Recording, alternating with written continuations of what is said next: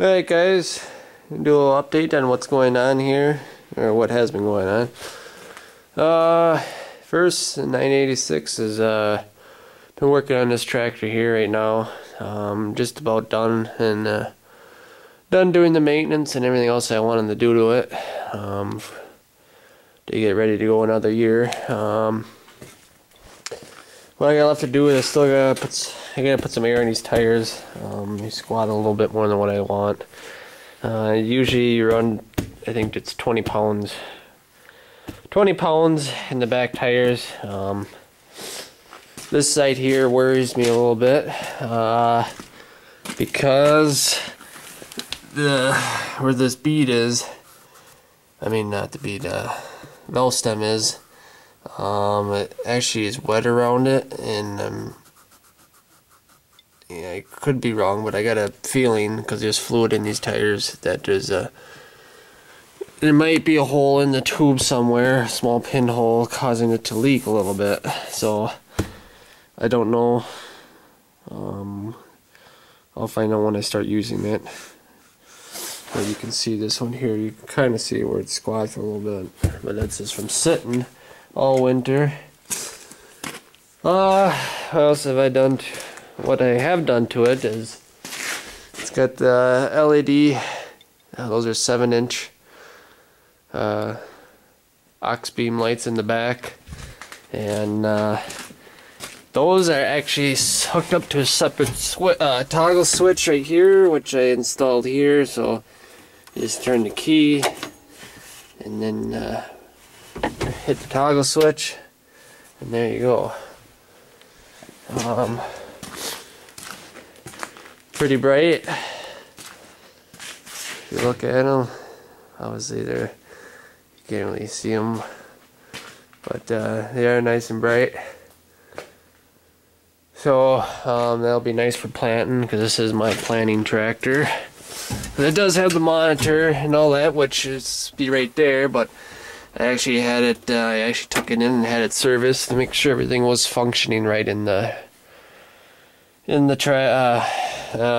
monitor itself for the planter.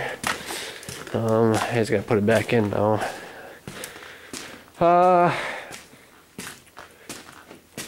Dropped oil, new oil filters, coolant filter. Very important to change this every year. Yes, that is the actual hours on this tractor, but the motor, it's a brand new motor in here. I don't know how many hours are actually on the motor. I don't think it's a whole lot. But yeah, when they did that, for the guys that are new to my channel, I bought this tractor last year. It has the new motor, the clutch, the transmission, all that's been gone through in here. So, you know, the guts and all that are, you know, all good in it. So, what else did I do? It's got the light bar in the front. I can't remember how wide that light bar is. Chrome stack. I used to have this stack over here. This one right here. Used to have this one here. Now I gotta put the chrome one on it. It's just straight. And then I put a rain cap on it. I was gonna put a chrome one on it, but after looking at how much they cost, it was like 50 or 60 bucks for a chrome rain cap, and I decided just to get a black one and put on it.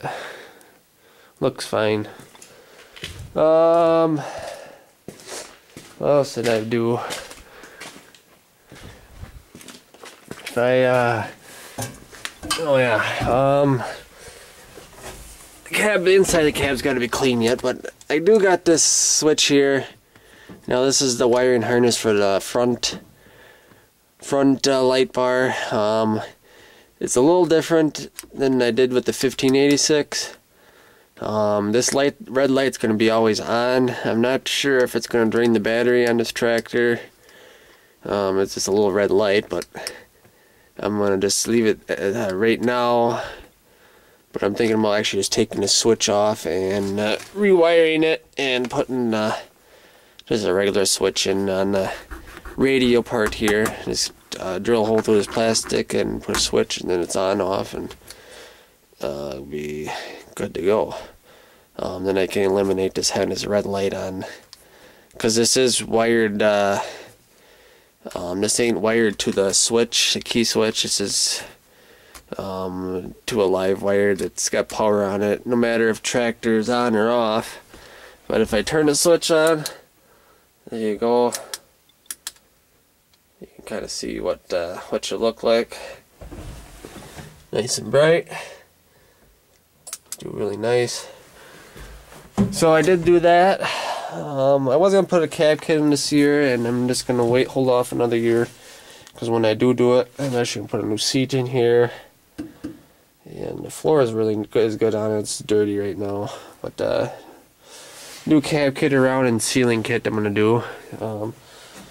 What else did I do? I did put a new radio in here, so the radio works in here now. There's the radio. If I turn it on, so turn it on, and then hit the power button, and then there we go. So that's what that looks like. Hit the power button. I don't have the time set on it yet. It's military time. But and then if you go up on the top here, I can kind of show you how everything ties in. These are the old lights that used to be in the back here, so I took these off. But if you look here, that's the new radio. This is these are all the wires that went to the radio that I spliced all back together. I had to figure out how to put it back together because the wires were cut from the previous radio in here. So I had to figure out what wires are for what. But I got that all back together. What else? Yes, there's the light bar that's mounted in the front here. This is that wiring harness for that light bar. It's an aux beam light wiring harness. You got the relay switch. I guess got it down right there right now. All I left to do up here is just tidy the wires up and put the top back on. Otherwise, everything else up here should be good to go. But like I said, right now it's wired. It's hardwired to this wire here, which I've yet to figure out where this wire came from. Someone had ran it up here for some reason, but it's got enough power for the light, so I just tied it into that. I guess these are all shrink wrapped.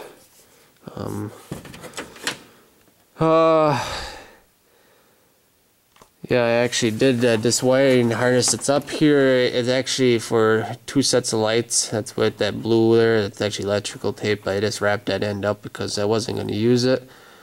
Well, I was going to use it. The plan was to wire it to the back ones, but since I had wires going to it, and I didn't know at first what was the problem, if the wires were just cut in the back, but it ended up being that switch that's in the dash that was really bad. That's why these lights in the back never worked last year. And I just didn't have time to monkey with it, so I just rewired it to that switch down there. So I just wired those up. It ain't gonna do anything. Ain't gonna hurt nothing. But yeah, that's basically what I did up here. As far as wiring this new radio, wired the radio up and wired that light up on the back ones. Basically. You got the hot wire here, and then ground wire. I just grounded it to the bolt here. Pretty simple. I do have to. I got this new antenna I put on here. I have to get this mounted yet. I'm not sure how I'm gonna do it yet because what you're supposed to do is take this bolt out, and you're supposed to go from the inside here, and then you put the antenna on the outside. But I can't get my hand from over here all the way back here to get that on there, so. Not sure what I'm going to do yet, but I have to do that yet. And yeah, what else is there? I have to eventually, the cab part will be repainted on this tractor. It's the only thing that hasn't been painted on here. Everything else has been repainted. But otherwise, everything else is ready to rock and roll. took this cover off on this side here. This filter was changed in 2013, but I took it out and I inspected it, and it's actually pretty white yet. The filter is, so it ain't dirty. I mean I did blow it out, so I got all the dust and that out of it, but and the inner filter is nice and clean, so that's good. This exhaust, I'm pretty sure this is a new exhaust they put on it when they probably did the tractor. This looks newer.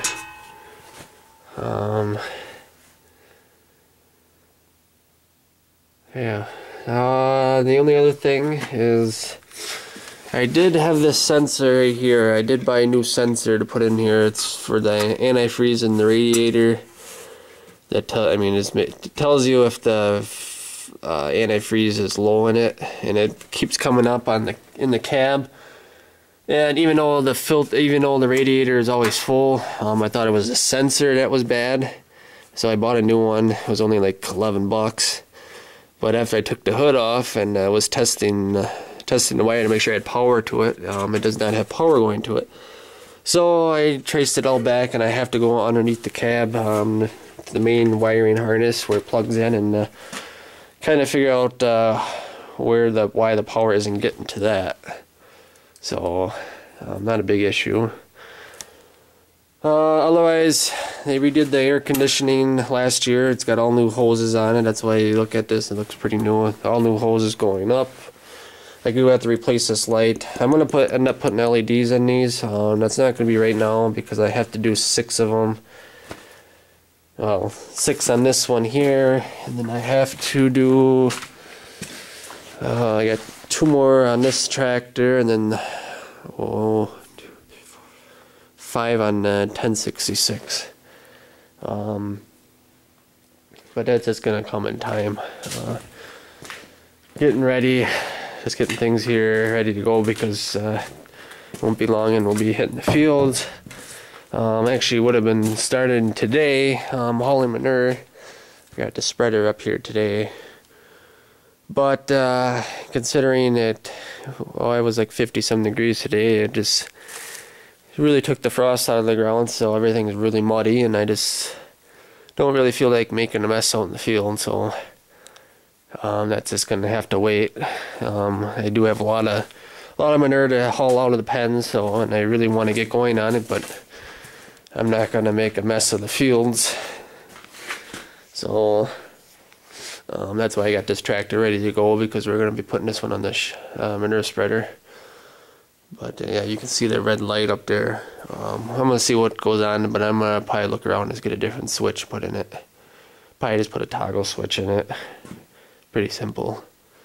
I might even do it before I close the hood up, the top up, so that way I don't even have to worry about it.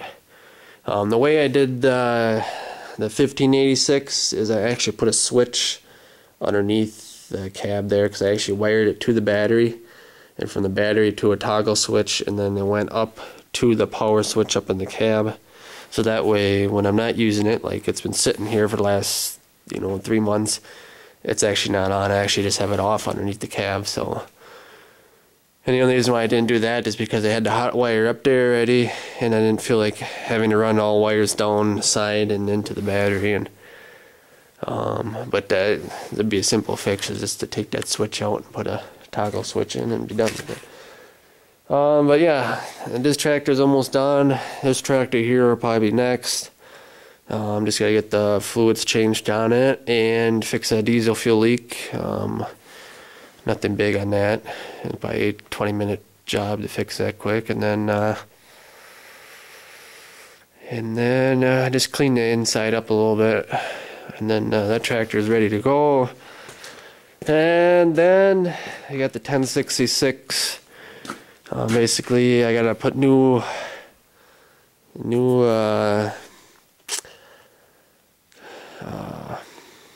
I don't know even what they call them even.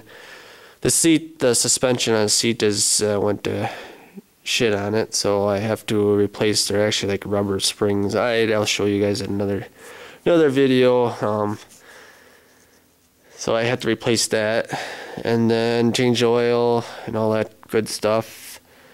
And then I have a seal I have to replace on the other side, which I've showed you in the one of the previous videos. I had to replace that. So that is basically what's going on.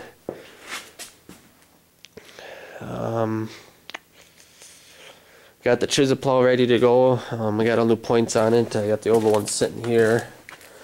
The field cultivator is all ready to go. Skid steer is all ready to go. Got that all greased up and got everything changed on it. Needs a bath yet, but then it'll come here eventually.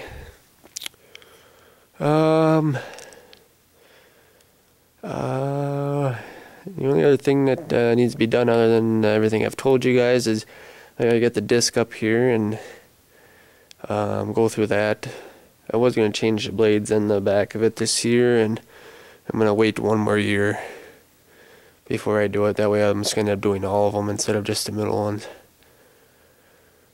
So I gotta get that up here and just go through it, make sure no bearings are bad in it, and make sure everything's tight on it, and that'll be ready to go. And then just get the planters ready.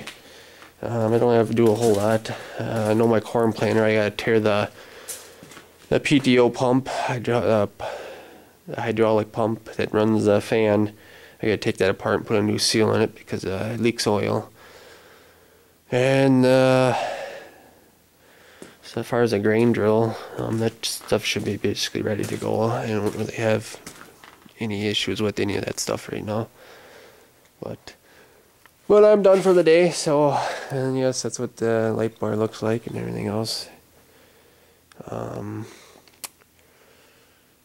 the other thing I do have to do is tighten the steering cylinder. If you guys can, if I turn this light on, you can look.